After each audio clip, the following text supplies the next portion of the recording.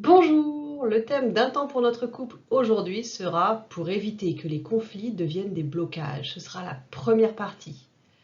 Je vous laisse écouter, puis vous pourrez prendre le temps d'échanger entre vous. Que faire pour éviter que les crises et les conflits inévitables de la vie à deux ne deviennent des blocages permanents? Comment apprendre à vivre avec des désaccords à vie et empêcher ceux-ci de détruire ce qui va bien dans un couple? Tout simplement, entre guillemets, en distinguant les problèmes solubles des problèmes insolubles et en mettant l'accent sur le projet de vie du couple. C'est ce que nous verrons dans les prochaines vidéos. Les problèmes, les conflits insolubles, tournent généralement autour de 6 thèmes, toujours les mêmes. Les finances et les biens matériels, les principes éducatifs des enfants, les relations avec la belle famille, on peut rajouter également les amis, faire du territoire commun un havre de paix, le sexe, bien évidemment, on en a déjà parlé dans les vidéos, et le partage des tâches ménagères. Dans cette première partie, nous allons aborder les deux premiers thèmes, une entente matérielle et financière, et également s'entendre sur les principes éducatifs. On commence avec l'entente matérielle et financière. C'est un sujet qui est généralement évité durant toute la phase de séduction, la phase de la lune de miel comme on l'a vu. L'argent devient rapidement l'une des sources de conflits conjugaux les plus intenses. Pourquoi? Parce que l'argent représente notre sentiment fondamental de sécurité. Certains auteurs disent même que nous gérons nos émotions et notre vie comme nous gérons notre argent.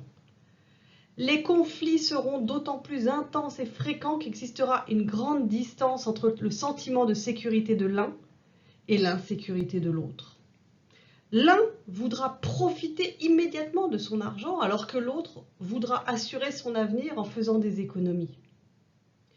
Comment éviter que cela dégénère? En faisant un budget. Pour certains, faire un budget signifie mettre tout en commun. Pour d'autres, c'est chacun pour soi. Ces deux attitudes sont généralement source de conflits à chaque dépense imprévue ou à chaque dépense impulsive de l'un des deux conjoints. Tous les conseillers financiers vous suggéreront plutôt la stratégie suivante. Un compte bancaire commun, dont la gestion est confiée à l'un ou à l'autre, mais nécessitant les deux signatures, et deux comptes personnels et confidentiels. Imaginons, on va prendre un petit exemple, un couple avec un revenu total de 100 000 euros. J'ai fait exprès de prendre des chiffres ronds pour ne pas être embêté et pour mieux comprendre. L'un des conjoints a un salaire de 60 000 euros, alors que l'autre gagne 40 000 euros. Après évaluation, le couple arrive à la conclusion que le budget conjugal ou familial nécessite un investissement de 50 000 euros. Les dépenses intégrées dans ce budget sont à choisir par chaque couple. Il y en a qui vont mettre l'emprunt de la maison, les dépenses pour les enfants, les vacances, etc. Peu importe, c'est vous qui choisissez, ça c'est se mettre d'accord dès le départ. L'important est de s'entendre sur ce que le budget commun couvrira. Hyper important. Les dépenses et le montant peuvent être réévalués bien évidemment chaque année. Une fois ce budget établi, l'idéal est de le combler au prorata des revenus de chacun. Soit 60% par l'un, celui qui gagne 60 000 euros, donc il va mettre 30 000 euros, et 40% par l'autre, soit 20 000 euros. On essaye de vraiment proratiser par rapport au salaire, pas par rapport chacun moitié-moitié, sinon ça c'est pas juste en fait. Et chacun garde l'autre partie pour lui. La gestion du budget est alors confiée à celui des partenaires qui le veut bien ou qui a des connaissances particulières en gestion financière, ou à celui dont le sentiment d'insécurité est le plus élevé, assurant ainsi au couple et à la famille une meilleure probabilité de surplus en fin d'année. Vous pouvez aussi changer de trésorier chaque année. Par contre, ce que chacun fait avec l'argent qui lui reste, le dépenser, faire des économies ou offrir des cadeaux à son partenaire, ne regarde pas l'autre conjoint.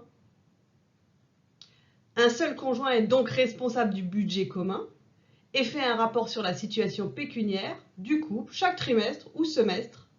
Ainsi, le couple évite les discussions émotionnellement chargées au sujet de l'argent, sauf au maximum 4 fois par année et non toutes les semaines. En plus du budget, le couple partage également le même territoire, appartement ou maison. La majorité des thérapeutes conjugaux vous encourageront à établir une politique d'ensemble pour l'utilisation des pièces communes. Cuisine, salon, salle de bain, WC, couloir, etc. Mais conseilleront aussi d'avoir des espaces individuels réservés au seul usage de son propriétaire. Par exemple, pour les enfants, c'est leur chambre à coucher. Pour l'homme et la femme, si possible, un bureau ou un atelier selon les activités de chacun. Chacun, en tout cas, a besoin de son espace vital personnel où se retrouver et se reposer. Voilà, vous pouvez déjà faire une pause sur cette vidéo pour vous demander comment c'est chez nous, comment gérons-nous notre budget et notre espace. Est-ce possible d'améliorer la situation actuelle? Donc, pause et vous pouvez parler entre vous. On continue avec le deuxième sujet, donc c'est s'entendre sur les principes éducatifs. La mère n'entre pas en contact avec ses enfants de la même façon que le père, et heureusement. L'enfant reçoit ainsi une double stimulation et apprend à vivre dans le monde des hommes et dans le monde des femmes, au-delà du monde des adultes. L'enfant spontané sent rapidement ces différences et sait vers qui, de papa ou de maman, aller selon ses besoins, être consolé ou jouer. Les parents doivent toutefois s'entendre sur des principes éducatifs communs, afin d'éviter que l'enfant soit aux prises avec des façons de faire trop différentes ou même contradictoires. En général, l'un des parents est plus permissif que l'autre, qui est plus autoritaire. Les parents doivent se rappeler que l'enfant a autant besoin de permission que de discipline, s'ils veulent qu'il s'adapte à la réalité sociale et au monde adulte. On peut appliquer à l'éducation des enfants la même stratégie que celle proposée pour la gestion du budget. Le couple établit les règles familiales que tous doivent respecter, comme la question de l'hygiène, le comportement alimentaire, les heures de coucher, l'utilisation des espaces communs, les travaux scolaires, la gestion de l'agressivité, le langage, le partage de la prise en charge des enfants, etc. Puis chacun des deux partenaires laisse à l'autre la possibilité d'entrer en relation avec son enfant, entre guillemets, à sa guise. Mais par contre, ce parent prend l'entière responsabilité de sa façon de faire. Un exemple. Si papa décide de jouer avec les enfants à 19h30, sachant très bien qu'ils doivent se coucher à 20h, il sera également responsable de faire baisser le niveau d'excitation de ceux-ci pour le coucher. Pas question de refiler à sa partenaire cette responsabilité. L'enfant doit apprendre qu'il est au centre de son univers. C'est pourquoi il a besoin que l'on fasse attention à lui, à ses besoins et à ses sentiments. Mais il doit aussi apprendre qu'il n'est pas le centre de l'univers et qu'il doit faire donc attention aux besoins et aux sentiments des autres. Les parents doivent toutefois être très vigilants car les enfants perçoivent facilement les mésententes des parents ou la plus grande permissivité de l'un par rapport à l'autre et savent comment manipuler leurs parents et exploiter leurs différences. Ils savent obtenir un oui de l'un après avoir reçu un non de l'autre. C'est pourquoi les parents doivent s'entendre, respecter les principes éducatifs qu'ils ont établis et trouver des façons de savoir si l'un a dit oui ou non. Les enfants rois savent très bien comment diviser pour régner et deviennent des adolescents très difficiles s'ils n'ont pas reçu l'encadrement nécessaire et si les parents ne sont pas solidaires dès le départ. C'est alors le couple qui risque d'en souffrir et d'éclater.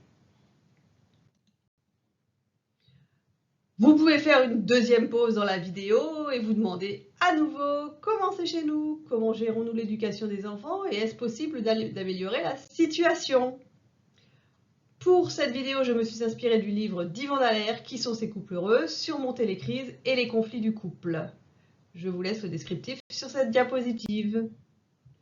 Voilà, pour ma partie, c'est fini. À vous maintenant d'échanger, de prendre le temps de commenter ce que vous avez entendu en donnant à tour de rôle votre point de vue et en écoutant celui de l'autre. Si vous avez des questions, n'hésitez pas à les poser soit en commentaire, je vous y répondrai, donc soit dans les commentaires, soit par une autre vidéo. Voilà, c'était Un temps pour notre couple de Sophie Caldier, thérapeute de couple, psychologue clinicienne et sexothérapeute. Je vous souhaite une très belle journée et à très bientôt pour la suite de ce sujet.